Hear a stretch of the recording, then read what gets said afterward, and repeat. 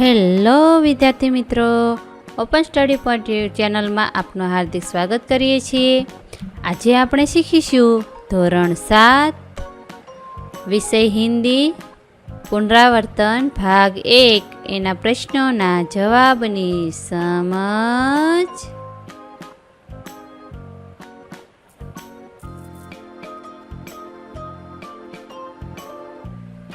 प्रश्न क्रम 1, निम्नलिखित प्रश्नों के उत्तर दीजिए। सवाल नंबर 1, मनुष्य क्या क्या कर सकता है? तो इनो जवाब, मनुष्य पहाड़ों को तोड़ सकता है, वह नदियों के बहाव की दिशा मोड़ सकता है, वह मिट्टी से अमरूद निकाल सकता है, वह धरती और आकाश को एक कर सकता है। इस प्रकार मनुष्य असंभव लगने वाले काम भी कर सकता है। सवाल नंबर 2, बेटी की क्या क्या तमन्नाएं हैं? जवाब, बेटी तारा बनना चाहती है, वह धरती पर चांद की तरह चमकना चाहती है, उसकी इच्छा दुनिया रूपी बाग में खिलने वाला फूल बनने की है, वह तितली बनकर हवा को चूमना चाहती है। इस तरह बेटी के दिल में कई तरह की तमन्नाएं हैं। सवाल नंबर 3, राजकाज का काम कैसे अच्छी तरह से चल सकता है? तो जवाब, हजरत अली राजकाज के लिए राज की मोमबत्ती जलाते थे। अपना काम करने के लिए वे राज की मोमबत्ती बुझाकर अपनी मोमबत्ती जलाते थे। निजी काम के लिए राज की मोमबत्ती जलाना उनकी नज़र में चोरी और हरामखोरी थी। यदि हजरत अली जैसी प्रामाणिकता रखी जाए तो ही राजकाज अच्छी तरह चल सकता है। सवाल नंबर 4, चौथी स्त्री का बेटा सचमुच हीरा था, क्यों? जवाब, चौथी स्त्री का बेटा बहुत ही सीधा साधा और सरल स्वभाव का था।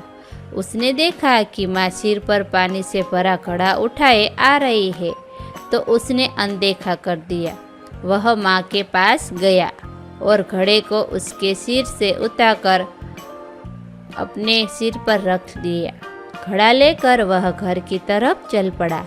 इस तरह अपनी माँ के प्रति सच्चा सेवा भाव दिखाकर उसने खुद को सच्चा हीरा साबित कर दिया। सवाल नंबर 5, आप माता पिता को कौन कौन से काम में मदद करते हैं? तो इनो जवाब, मैं माँ के कहने पर बाजार से चीज़ें ले आता हूँ। इन चीज़ों में शाक सब्जी, दवाएं, फल तथा अन्य वस्तुएं होती है।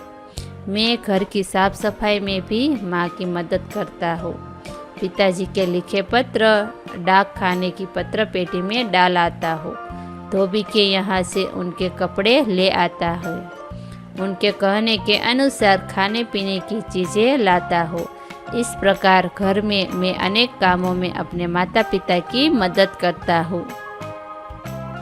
सवाल नंबर 6, डॉक्टर कलाम ने ईमेल से हमें क्या सीख दी है? तो इनो जवाब, डॉक्टर कलाम कहते हैं कि हम सरकार चुनने के लिए मतदान कर निश्चित न हो जाए। हम ऐसा न सोचें कि अब हमारी सारी जिम्मेदारियां चुनी हुई सरकार उठाएंगी। हमारे सारे काम सरकार करेगी और हमें कागज़ भी कूड़ेदान में डालने की तकलीफ नहीं उठानी है। सामाजिक समस्याओं के बारे में भी हमें अपना स्वार्थ नहीं देखना है। बाहर से दहेज का विरोध कर चुपके से दहेज लेना बहुत ही गलत बात है। इस प्रकार ईमेल से डॉक्टर कलाम ने हमें एक सच्चे नागरिक के रूप में अपनी जिम्मेदारियां निभाने की सीख दी है।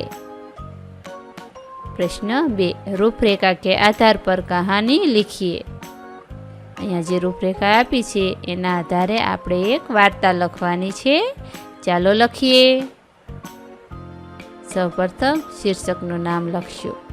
बकरी की चतुराई। एक चरवाहा था, वह रोज बकरियां चराने के लिए जंगल में जाता था। एक दिन एक बकरी घास चरते चरते कुछ दूर निकल गई। उसने किसी के गुर्रने की आवाज़ सुनी। उसने सिर उठाकर देखा तो सामने एक भेड़िया खड़ा था। भेड़िया बोला, मुझे बड़ी भूख लगी है। अच्छा हुआ तू यहाँ आ गई, अब मैं तुम्हें खाऊंगा। बकरी पहले तो बहुत घबराई, फिर उसने हिम्मत से काम लिया। वह बोली, आप मुझे खाना चाहते हैं तो कोई बात नहीं, परंतु पहले आप मेरा एक गाना सुन लीजिए। भेड़िया बोला, चलो ठीक है, सुना तू अपना गाना। बकरी जोर जोर से मैं करने लगी। आवाज़ सुनकर चरवाहा लाठी लेकर वहां आ पहुंचा। उसे आता देखकर भेड़िया भाग गया और बकरी की जान बच गई। सीख, मुसीबत आने पर घबराना नहीं चाहिए। हिम्मत और युक्ति से काम लेने पर मुसीबत दूर हो सकती है। प्रश्न क्रम 3, अपने विद्यालय में मनाए गए प्रजासत्ताक दिन के बारे में जानकारी देता हुआ पत्र अपने मित्र को लिखिए। तो અહીંયા વિદ્યાર્થી મિત્રો પત્ર લખવાનો છે, ચાલો લખીએ। સૌપ્રથમ સરનામું લખ્યું 23 વિજયનગર સોસાયટી રાજકોટ। તારીખ લખ્યું 28/1/2013। प्रस्तावना, प्रिय मित्र सुभाष, जय हिंद। पिछले सप्ताह में प्रजासत्ताक दिन के कार्यक्रमों की तैयारी में व्यस्त रहा, इसलिए तुम्हारे पत्र का उत्तर देने में देरी हो गई है। इस बार हमारे विद्यालय में 26 जनवरी के कार्यक्रम बहुत शानदार रहे। विद्यालय का प्रांगण चारों ओर से सजाया गया था। पुलिस कमिश्नर श्री दत्ता जी को विशेष आमंत्रित के रूप में बुलाया गया था। उन्होंने ही कार्यक्रम की अध्यक्षता की थी।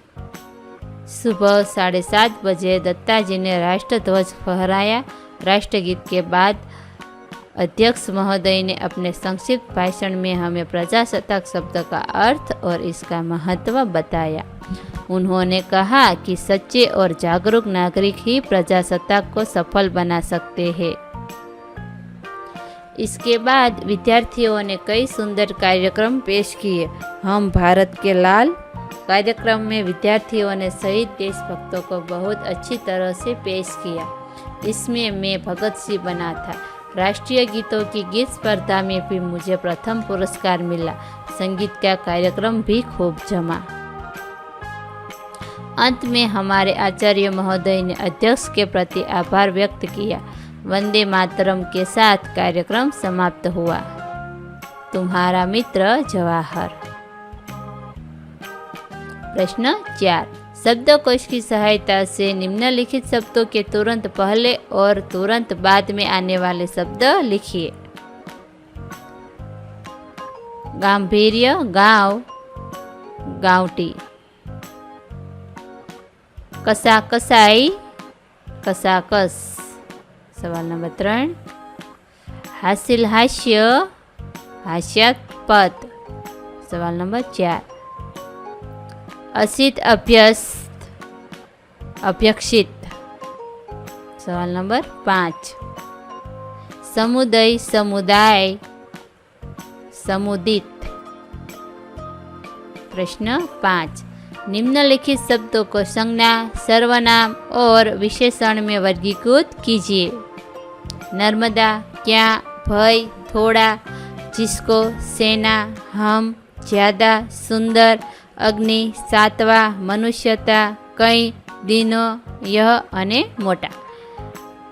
तो एनो जवाब में लखी शकाय पेलू संज्ञा। आ शब्दोमांथी संज्ञा स्वरूपे नर्मदा, भय, सेना, अग्नि अने मनुष्यता छे।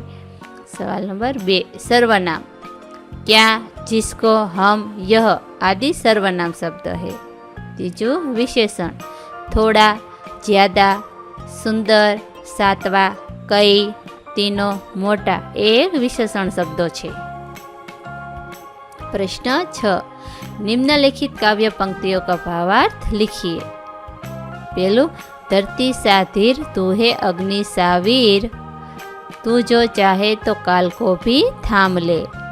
तेना जवाब में भावार्थ लखशु, हे मनुष्य, तुझ में धरती जैसा धीरज है, तुझ में अग्नि जैसी शक्ति है, तू चाहे तो काल को भी रोक सकता है।